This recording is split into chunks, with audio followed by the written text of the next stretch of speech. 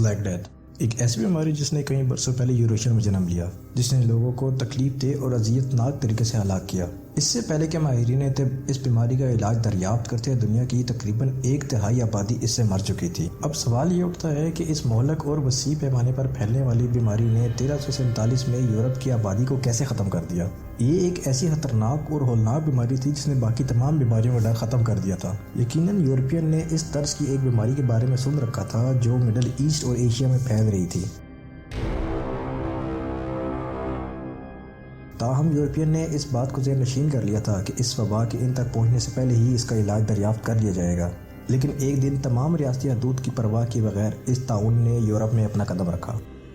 ہوا کچھ یوں کہ 12 بحری جہاز بلیک سی سے ہوتے ہوئے مسینہ کی بندرگاہ سسیلی پہ لنگر انداز ہوئے۔ بندرگاہ پر موجود لوگ ملاحوں کے استقبال کے لیے اور سامان لینے کے لیے بحری جہاز پر گئے۔ بحری جہاز پر پہنچتے ہی ان کو ایک عجیب سا منظر دیکھنے کو ملا۔ زیادہ تر ملاح مر چکے تھے اور جو چند زندہ رہ گئے تھے وہ کالے پھوڑے، خون، نکسیر اور پیپ سے بھرے ہوئے دانوں میں ڈھکے ہوئے تھے۔ کسی کو بھی معلوم نہیں تھا کہ کیا ہو رہا ہے، لیکن ایسے حالات میں ان دانوں سے بھرے ہوئے ملاحوں کو اور ان بحری جہازوں کو بندرگاہ سے دور لے جانا ہی ایک دانشمندانہ فیصلہ تھا۔ سسیلیا کے حکام نے ان موت سے بھرے ہوئے بحری جہازوں کو بندرگاہ سے دور جانے کا حکم دیا، لیکن اس بات کو شاید بہت دیر ہو چکی تھی، کیونکہ اس بیماری نے بندرگاہ پر موجود کارکنوں کو پہلے ہی اپنے چنگل میں لے لیا تھا، اور وہ چوہے جن کی وجہ سے یہ بیماری پھیلی تھی شاید وہ بندرگاہ چھوڑ کر پہلے ہی مسینہ کی گلیوں کا رخ کر چکے تھے۔ یہ بیماری مسینہ سے فرانس سے جرمنی سے لندن تک صرف 1 سال کی مدت میں پہنچ گئی، یہاں تک کہ سست اور مشکل سفر کے اس دور میں بھی اس بلیک ڈیتھ نے ناقابل تصور طاقت اور رفتار کے ساتھ پورے براعظم یورپ پر قبضہ کر لیا۔ بلیک ڈیتھ دنیا کی تاریخ کا ایک بہت بڑا واقعہ ہے جس میں دنیا کی ایک بہت بڑی آبادی ہلاک ہو گئی تھی۔ اس بیماری نے 4 سال کے عرصے میں یورپ میں 25 ملین لوگ کو ہلاک کیا۔ ایک اندازے کے مطابق اس بیماری کے پھیلاؤ نے دنیا کے 75 ملین لوگوں کو ہلاک کیا، اور یاد رہے یہ اس وقت کا واقعہ ہے جب پوری دنیا کی آبادی کا تخمینہ 380 ملین تھا۔ ایک اندازے کے مطابق اس بیماری سے ہلاک ہونے والے لوگوں کی تعداد 200 ملین تک ہے، تاہم اموات کی ایگزیکٹ تعداد کو تصور کرنا بھی بھیانک لگتا ہے۔ دنیا کو اپنی آبادی پہلے کی طرح برقرار کرنے میں 200 سال لگ گئے تھے۔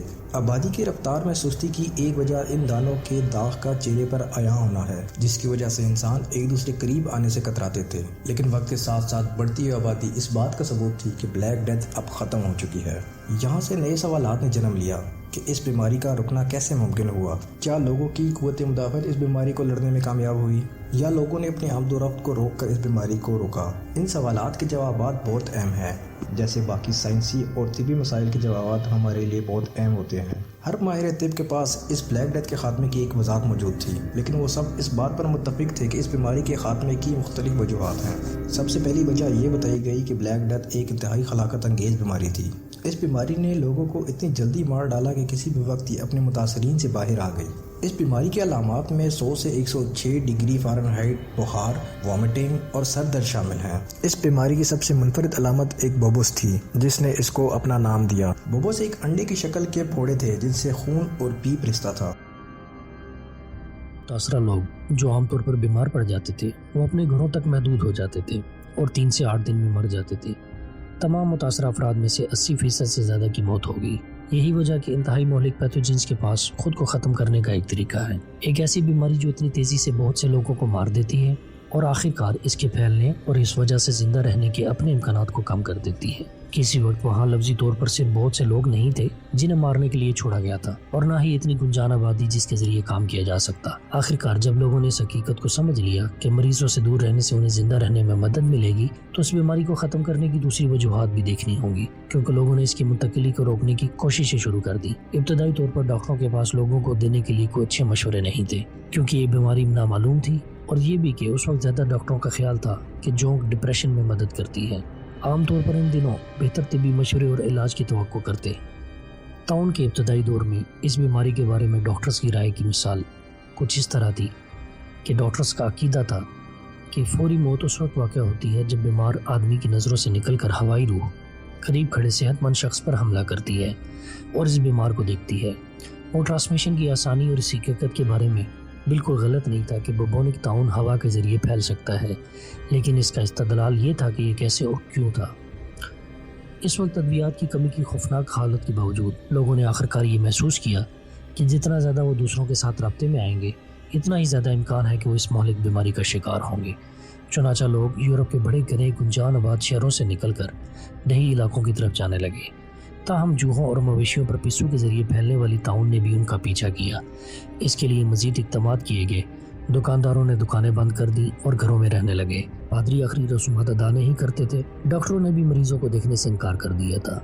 ताउन की लाशों के वजूद को कम से कम करने और महफूज जगह के साथ साथ लाशों ने इज्तिमाई कब्रों को तेजी से भरने के लिए इंतहाई मकबूलियत इख्तियार कर ली। अफसोसनाक बात यह है कि लोगों ने अपने बीमार और मुसीबत ज़दा खानदान के अफराद को भी पीछे छोड़ने पर मजबूर किया ताकि वो ताउन से बच सकें। डिपाल यूनिवर्सिटी में तारीख के प्रोफेसर थॉमस मिकाइट्स बताते हैं कि लोगों को इस बात की कोई हकीकी समझ नहीं थी कि बीमार लोगों से बचने की कोशिश करने के अलावा इससे कैसे लड़ा जाए। इसीलिए इटली में, जहाँ इस बीमारी ने सबसे पहले यूरोप को मुतासिर किया था, उन्होंने वेनेशियन कंट्रोल करने वाले बंदरगाही शहर रागोसा में एक नई मशक शुरू करने का फैसला किया। आने वाले मल्लाहों को उनके जहाज़ों पर 30 से 40 दिन तक तन्हाई में रखा जाता, जिसे अतालवी ज़ुबान में गुरंतानो कहा जाता था, जिसको आजकल हम करंटीना के नाम से जानते हैं। इससे हमारे मौजूदा लफ्ज़ की इब्तिदा हुई कि हम करंटीना से बहुत अफसरदा तौर पर वाकिफ़ हो गए।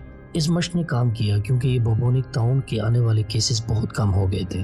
करंटीना के तरीक़ाकार के बावजूद बीमारी फैलाने वाले पिस्सू और चूहों के बारे में क्या कहा जाना था। ये दोनों जानवर अब भी ऐसे बैक्टीरिया ले जाते हैं जो आपके सीनियर पेस्टिस के नाम से जाने जाते हैं, जो ताउन को अच्छी तरह फैलाते हैं। ज़्यादातर यूरोपीय शहरों ने फैसला किया कि सफाई के तरीक़ाकार को बहुत बेहतर बनाने से इस सिलसिले में मदद मिलेगी। इस अमर से ये पता चला कि जगहों को साफ करने वाले कम पिस्सू और चूहे वहाँ जमा होते हैं जहाँ तलबा अपने कॉलेज की छात्राली में नए साल के बाद दरियाफ्त करते हैं। लोग अपनी ज़ाती हिफ्ज़ानी सेहत को भी बेहतर बनाने की कोशिश करते रहे, जिसने खलीज में भी और ज़्यादा पिस्सू रखने में मदद की। एक बार फिर हमें यकीन नहीं कि ये पहले की बात क्यों नहीं थी, लेकिन बज़ाहिर जो लोग महीने में 1 से ज़्यादा बार अपने बालों को धोना सीख रहे थे, वो सिल्वर लाइन्स का सबसे छोटा सा वाक़या था, जो कि ताउन की खौफनाक इज्तिमाई मौत थी। लिहाजा खुद ताउन की मोहलत ने करंटीना के तरीक़ाकार और बेहतर सफाई के साथ मिलकर ब्लैक डेथ के फैलाव को रोकने में मदद की। आखिरकार कौन सा अंसर था जिसने इसे रोकने में मदद की? साल 2010 में मुहक्किकीन ने सियात ताउन के मुतासिरीन की इज्तिमाई कब्रों से DNA इकट्ठा किया और पाया कि बैक्टीरिया का DNA ताउन की मौजूदा शक्ल से काफ़ी मुख्तलिफ था। ये बीमारी का कहीं ज़्यादा मोहलिक तनाव था। जैसा कि हमने पहले कहा, इंतहाई मौलिक पैथोजेंस को अपनी तौलीद को जारी रखने के लिए बिलाखिर कम मौलिक होने का रास्ता तलाश करना चाहिए। लिहाजा बैक्टीरिया के DNA के इर्तिका ने बैक्टीरिया की मोहलत को कम करने में मदद की, लेकिन DNA की तब्दीली का यही वाहिद तरीका नहीं है। बैक्टीरिया के DNA के अमल ने बैक्टीरिया से अमवात की शरह को कम करने में मदद की, लेकिन ताउन को रोकने में DNA की तब्दीली वाहिद तरीका नहीं है। इससे पता चलता है कि इंसानी DNA की तब्दीलियों ने भी इसकी रफ्तार को कम करने में मदद दी है। बज़ाहिर एक मखसूस DNA जो आज HIV से इंसानों की हिफाजत में मदद कर रहा है, पहली बार 1300 की दहाई में आबादी में बड़े पैमाने पर नमूदार हुआ। सबसे ज्यादा इम्कान की वजह एक वसी पैमाने पर मोहलिक वबा। ये बीमारी तगय्युर का सबब नहीं बनती थी। इसने गैर मुतनासिब तौर पर इन लोगों को मुतासिर किया जो इसके बगैर थे, जिसकी वजह से तगय्युर वाले ज्यादा से ज्यादा अपने जीन को मुंतकिल कर देते हैं। इन तमाम अवामिल के इम्तजाज ने ताउन को कम कर दिया। बदकिस्मती से इस वक्त के लोगों के कई गलत मशवरे और खौफनाक तरीकों से भी ब्लैक डेथ को खत्म करने की कोशिश की गई। बहुत से लोगों का ख्याल था कि ताउन दरअसल खुदा की तरफ से लोगों को इनके गुनाहों की सजा है, लिहाजा इससे बचने के लिए इन्हें खुदा से तौबा करनी होगी। कुछ लोगों का ख्याल है कि ऐसा करने का बेहतरीन तरीका ये था कि किसी को भी शिकार करके मार डाला जाए जिसे वो गुनहगार या बिदअती समझते हों। जब ये लोग अपने आप से पूछते हैं कि यसू क्या करेंगे, तो इनका जवाब बज़ाहिर लोगों के बड़े गिरोहों, खास तौर पर यहूदी आबादी का कत्लेआम था। ये भी जाहिर था कि वो वाज़िया तौर पे अपने मजहब के पूरे नुक्ते से महरूम है। दीगर कम खौफनाक लेकिन इतने ही गैर मौसर इलाज में डॉक्टरों ने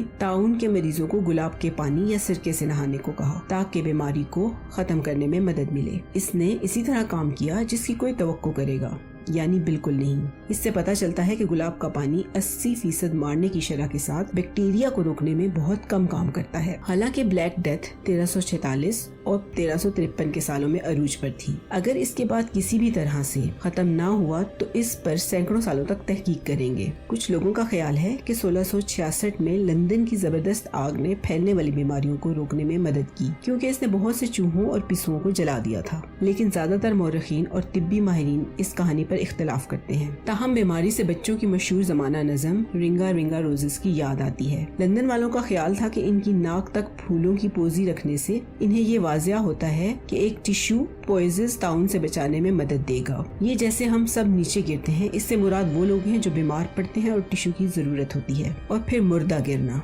असल धुन दर हकीकत क्या हम सब मुर्दा हो गए थे? अगर आपको मजीद सबूत की जरूरत हो कि बच्चों की कहानियों और नज़मों के असल वर्जन सभी खराब थे, ब्लैक डेथ का सबब बनने वाले बैक्टीरिया अब भी मौजूद हैं, लेकिन अब ये एंटीबायोटिक्स से काबिल इलाज हैं। अमेरिका में हर साल ताउन के तकरीबन 7 केसेस रिपोर्ट होते हैं और दुनिया भर में तकरीबन 1000 से 3000, ज्यादातर अफ्रीकी बरे-आज़म में। यानी आपके इन दिनों ताउन के मुकाबले में बिजली गिरने से मरने के ज्यादा इम्कान है। और अब जबकि हम जानते हैं कि ब्लैक डेथ का खात्मा कैसे हुआ, लिहाजा अब दुनिया में वबाई अमराज के बारे में फिक्र करने की जरूरत नहीं है।